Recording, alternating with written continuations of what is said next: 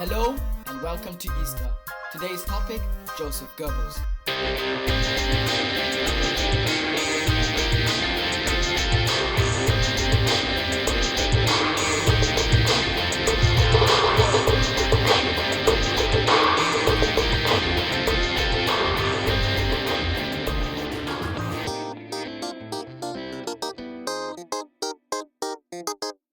Hello and welcome to our next history episode on our history podcast. I am joined, as always, with my favorite co-host, Klaus Diekmann. He is a professional historian, he is the best in the world, and he knows more of random facts than anybody I know. So, say hello. Oh yes, I very much appreciate the accolades. I'm your favorite Well, there aren't that many other co-hosts on this podcast, but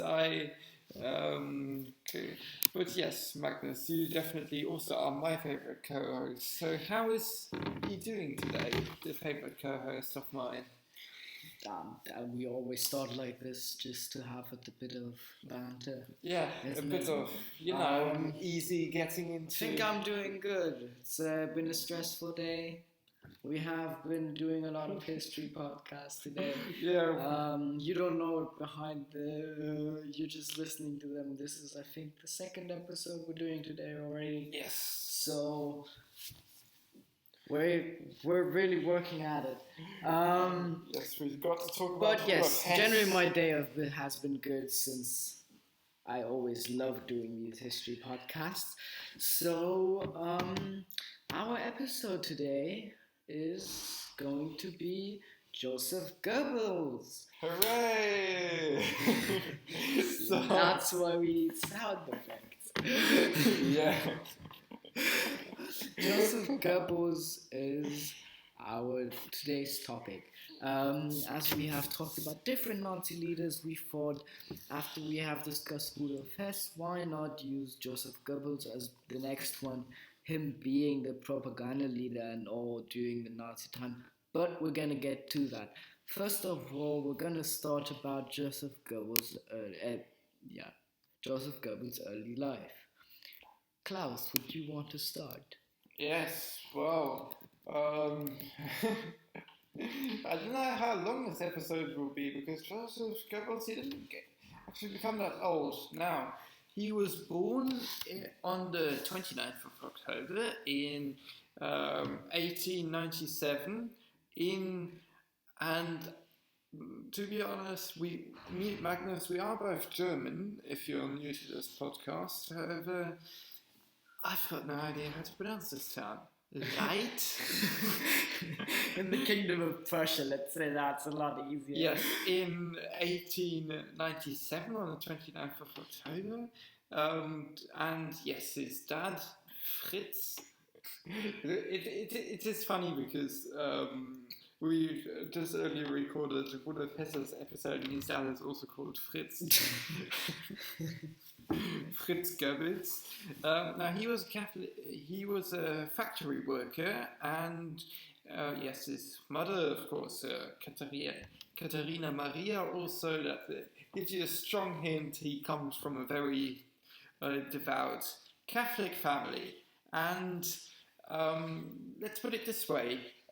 His childhood was not exactly a walk in the park.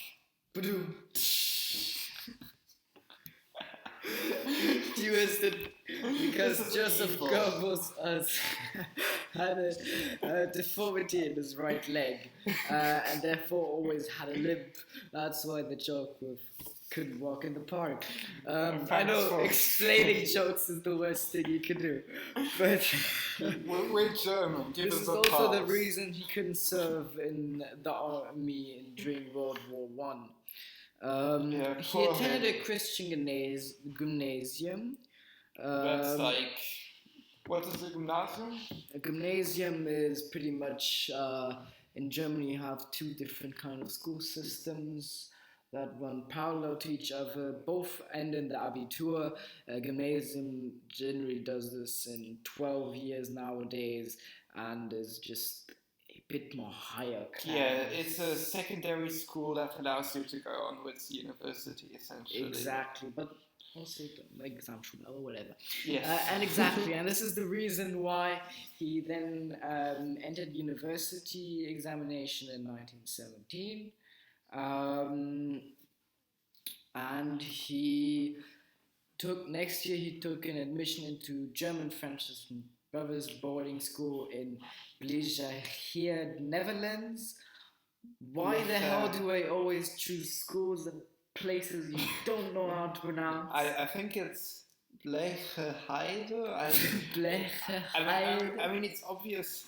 Yeah. Yeah. Well, the Netherlands, they were, of course, neutral in World War One, so I guess that was possible in 1917. And exactly. Probably was also helpful to get out of there. I mean, he didn't come from a particularly privileged background, with his dad being like a factory clerk. I mean, they didn't have much money. Yeah, so I mean, going to like private boarding school is kind of high end. Well, it's like a Franciscan, it's like a Catholic institution, so I don't think it's like that high end. But you know, it's not to be snubbed at. I mean, exactly. Considering the fact that all his mates probably, were dying on the front lines, it's.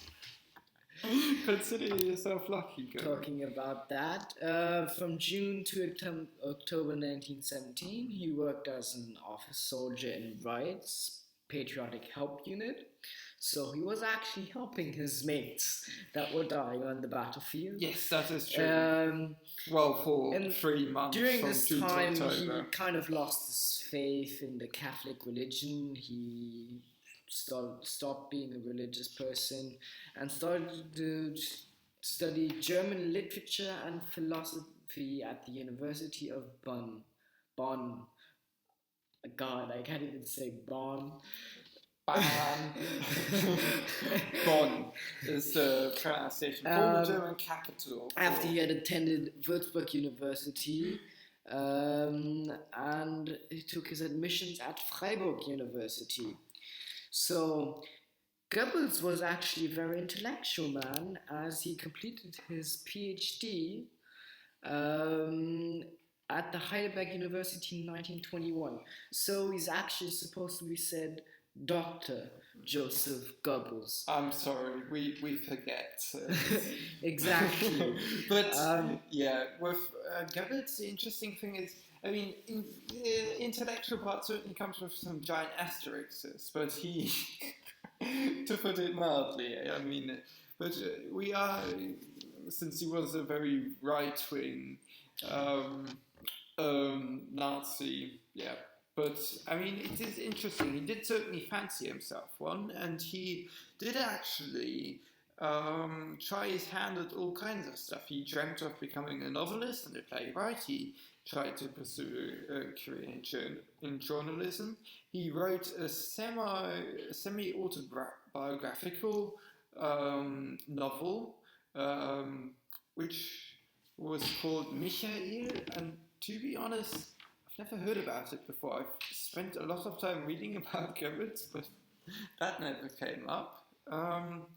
And yes, however, unfortunately, no one was willing to pay much money for any articles that he wrote, and no one was buying any of his books. So,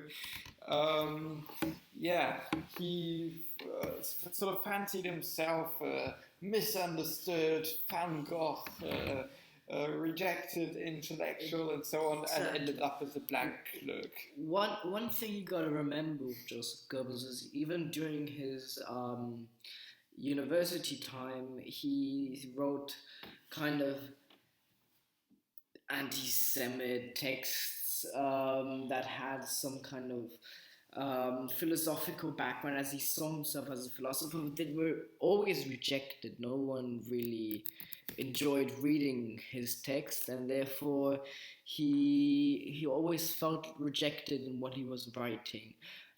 This changed as soon as 1924 when he joined the Nazi Party. who were at that time promoting German pride and anti-Semitism. And Adolf Hitler was impressed with his works on the German economy. So this was the first time people actually started to like the work he was doing and the texts he was writing, and they actually admired him. And the Nazi Party saw Goebbels more as an asset at the beginning, as he was as he was very good at getting people to join the Nazi Party. Yes, the way I think about Goebbels is of a very, very lonely and very, very angry young man. Now, Goebbels, he was a very yeah, sort of. Um, do you know about the Napoleon complex? Where they essentially say like all these world leaders, Stalin and I guess Lenin, um, uh, I don't know, Ho Chi Minh presumably, and all these others. They are these very short guys who have this giant inferiority complex, becoming insanely evil and try to gain power. Like, I personally don't believe in this. Are you implicating that just because I'm sure I'm going to become a... Oh, Magnus, you are... No, not at all. No. But essentially with Goebbels, he at 1 meter 69, I guess he's like, I don't know, 5'7" maybe. No, you 1 meter 65 actually. Okay. He is a lot smaller, 5 centimeters smaller than you. At least. Or 2 inches smaller than Magnus, if you. So yes. If you use some weird ass numbering system. So yes, obviously, he was this very. He was this guy who everyone was disrespecting, who had a club foot, who was very lonely. He shouldn't be popular. Let's put it mildly. He was also very shy around girls, reportedly. Exactly. He went to an all-boys school.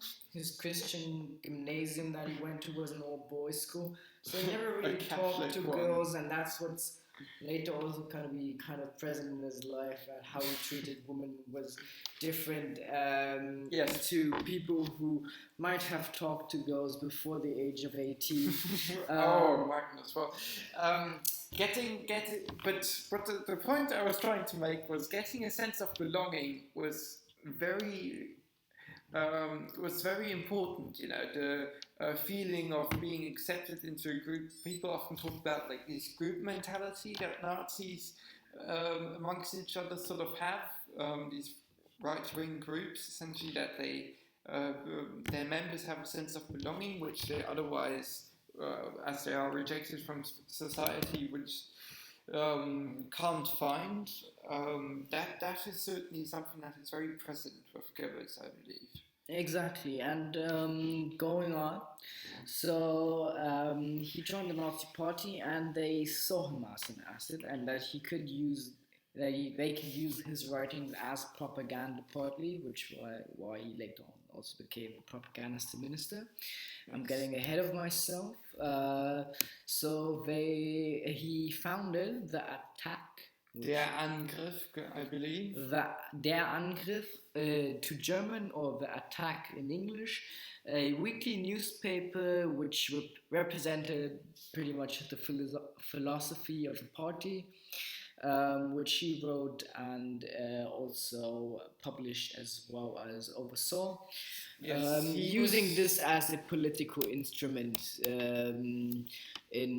to influence German society into believing their story, their ideology. No, essentially, with the Nazi Party, one has to understand that it was a small franchise, a splinter group essentially. There were many other right-wing parties that sort of encompass similar positions in Germany, and it was sort of largely a local Bavarian Munich thing, the Nazi Party. So Hitler, as any good business owner, he decided to set up a new franchise, essentially. He wanted to expand the Nazi Party to other parts of Germany and gain credibility.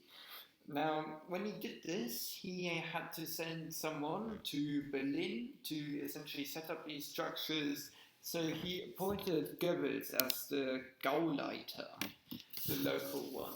And since Goebbels was very, very good at writing all these, very shallow but largely effective propaganda materials and so on, he was the guy Hitler elected to go to Berlin, and Goebbels essentially, he took it from there. He was elected to the German Parliament in 1928, was incredibly successful in establishing the Nazi Party in Berlin, and I guess he had thus a very, very important role to play in setting up the Nazi Party. He was a very committed ideologue. Certainly didn't jump the bandwagon, and also in terms of his historical contribution, when it comes to setting up the Nazi Party, he was definitely far more important than many other leaders like Rudolf Hess or so on, where it's sort of very ambiguous sort of to how important they were, apart from being yes men who might have been more replaceable than Goebbels. So when one talks about Goebbels, it is very important to get things right, since he was a highly influential figure, and I'm uncertain if the Nazi Party would have been able to gain the success they later did without Goebbels as a figurehead. Maybe without him, another party would have sort of filled the void that Nazis managed to make their own. Exactly. In 1928, he was one of the first people to become elected into parliament from the Nazi Party, and he became Hitler's propaganda director of the Nazi Party in 1933, as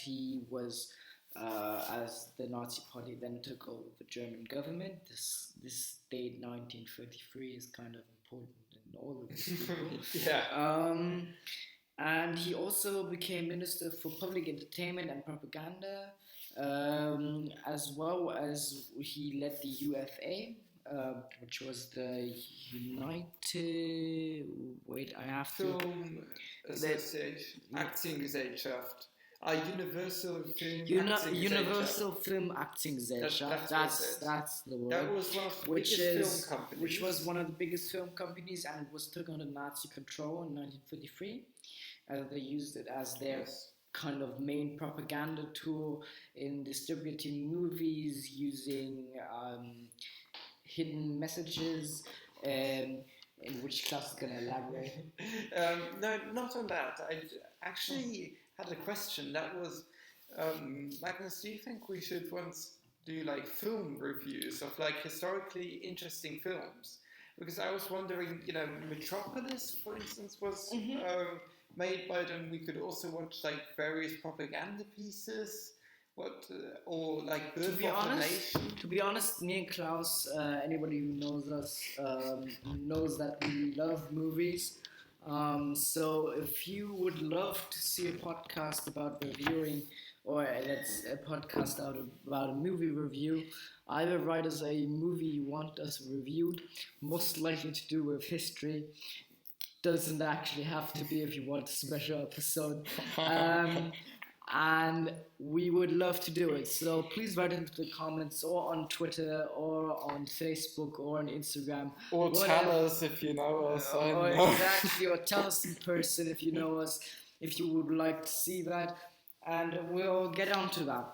So, second of all, going back to the UFA, some of the films they made were, actually, they had great actresses.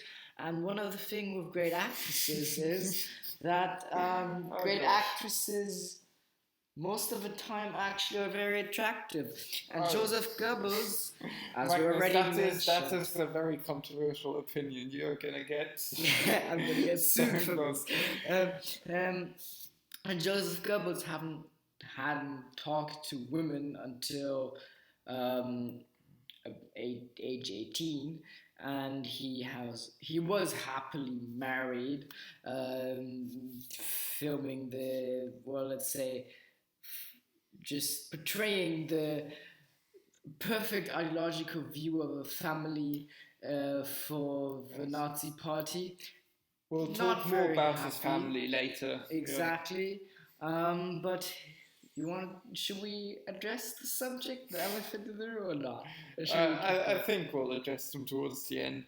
No, Okay. but Then you gotta wait. yes, with the actresses, essentially, Joseph Goebbels, he was a bit of the Harvey Weinstein of his, or Weinstein, as he would be pronounced in German, of his time. So, of course, he was incredibly useful towards the Nazi Party, since, you know, as a regime, you have to, you know, have your propaganda movies and so on. And Goebbels was incredibly skilled when it came to writing them.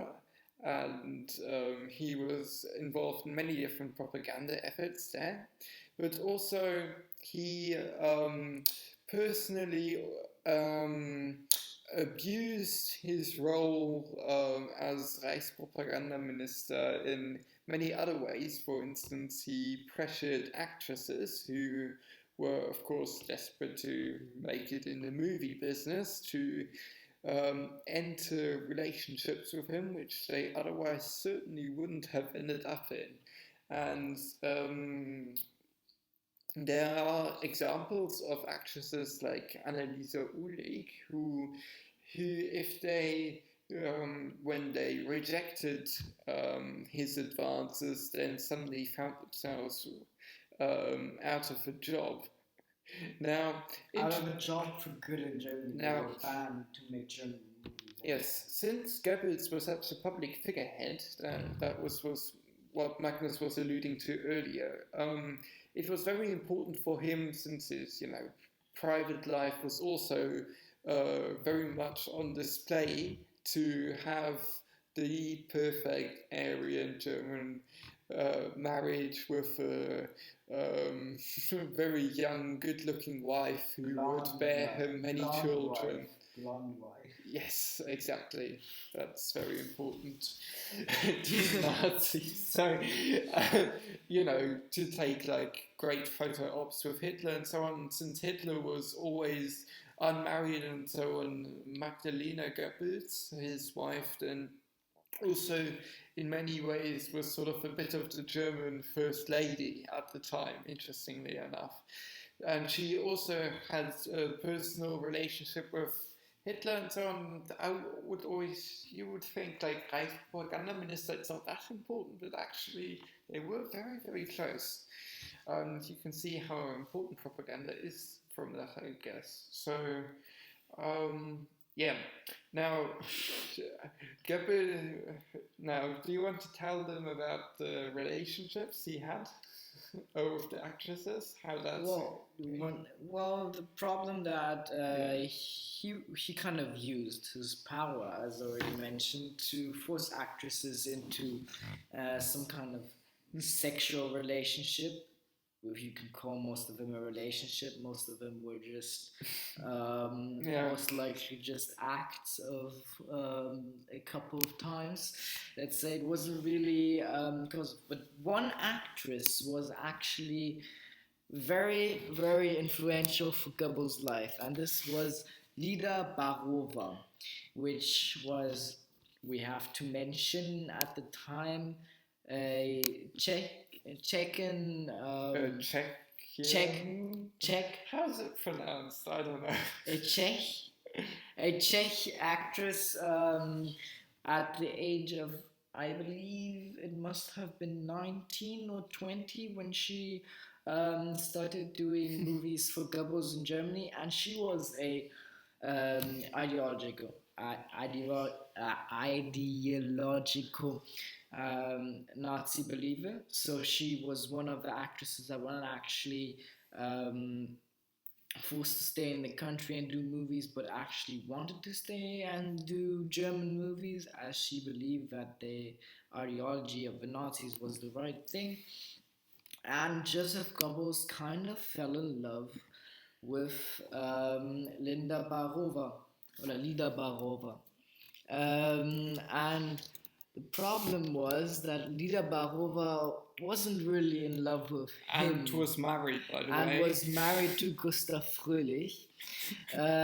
So, but she did act in these. She did attend these sexual acts of Goebbels, as would have been out of a job if she didn't. Um, but now Klaus wants to bring out his favorite quote that he found during our research, which was a love letter that Goebbels wrote to Lida Barova in must have been somewhere between 1937 and 1940, I believe. Yeah. Now, it's not so much a quote, but essentially, Goebbels was so enamored with her that he would write things like he had found a little island in the still ocean, I guess that's, he is talking about the Pacific, on which they can live together like Adam and Eve, for instance. So it is very weird. He also wants he, interestingly enough, he confessed to his wife about the relationship, and as you might imagine, that wasn't exactly a smart move. Magdalena went absolutely apeshit, ran to Hitler, and the word apeshit was a direct quote. Yeah, of course. So went directly to Hitler, complained about her very unfaithful husband, and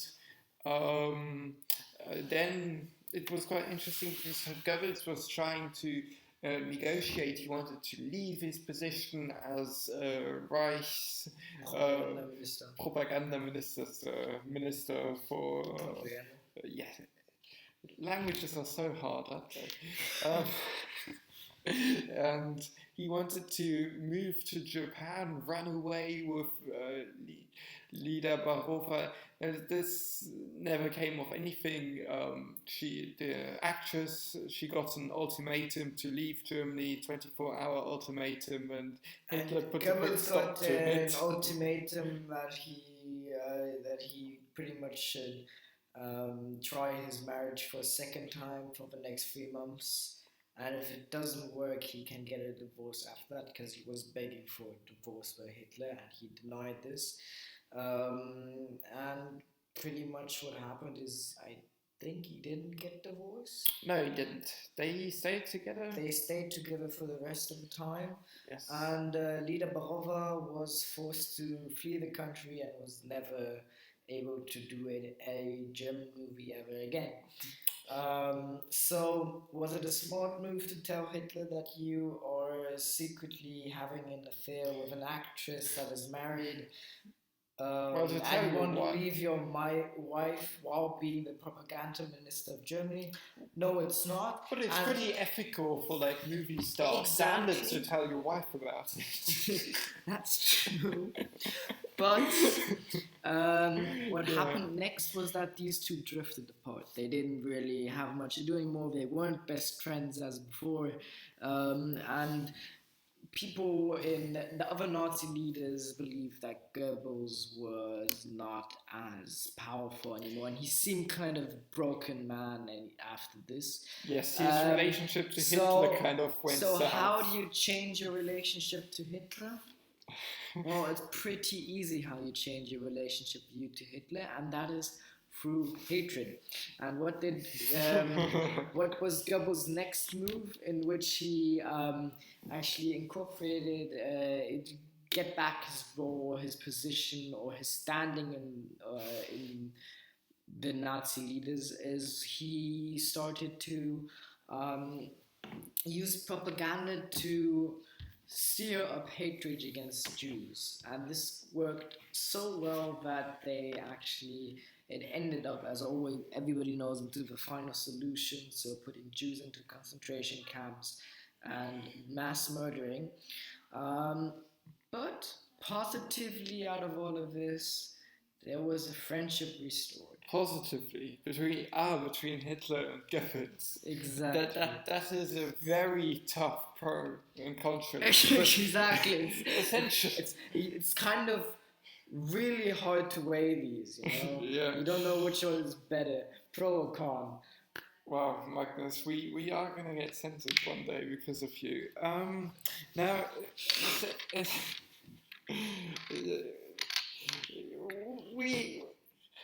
you can't even call it a sense of humor. It's just nonsense, just vitriol. Well, anyway, Is that the reason we're doing history? yes. Now, in terms of like his influence on the war, I guess most of his influence is sort of certainly in terms of political power he wielded before the war, since he was somewhat sidelined by Hitler once their relationship started to deteriorate because of because of the Barova incident, and then also he's sort of a bit of a case like Hess, that he himself, for the actual war effort, he was not like some kind of military strategist or anything.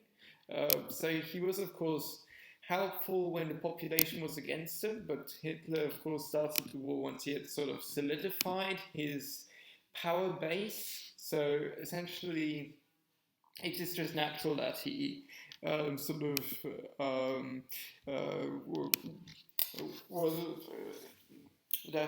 he sort of lost in terms of his popularity, at least for a bit.